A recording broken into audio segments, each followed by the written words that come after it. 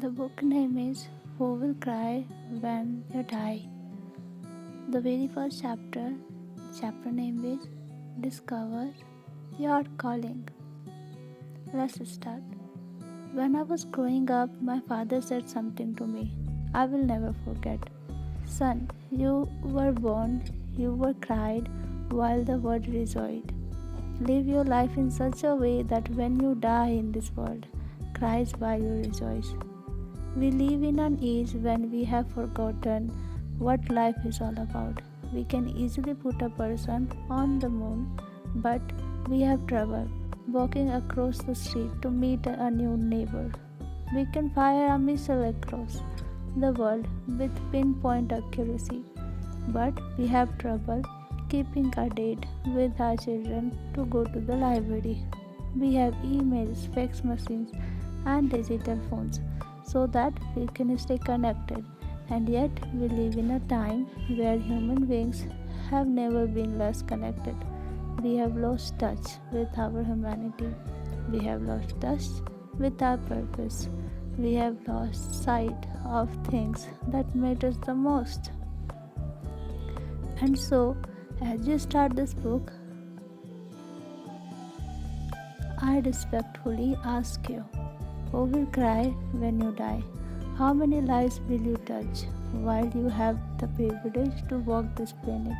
What impact will your life have on the generation that follow you? And what legacy you will left behind after you have taken your last breath? One of the lessons I have learned in my life is that if you don't act on your life, life has a habit of acting on you. The days slip into weeks, the weeks slip into months, and the months slip into years. Pretty soon it's all over, and you are left with nothing more than a heart filled with regret over a life half lived. Bimard Shaw was asked on his deathbed, what would you do if you could live your life over again? He reflected, then replied with a deep sigh, I'd like to be the person I could have been but never was. I have written this book so that this will never happen to you. As a professional speaker, I spent much of my time live delivering keynote addresses at conference across North America, flying from city to city, sharing my insight on leadership in business and in my life with many different people.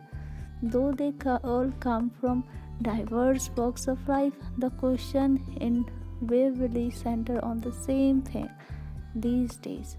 How can I find greater meaning in my life? How can I make a lasting contribution through my work?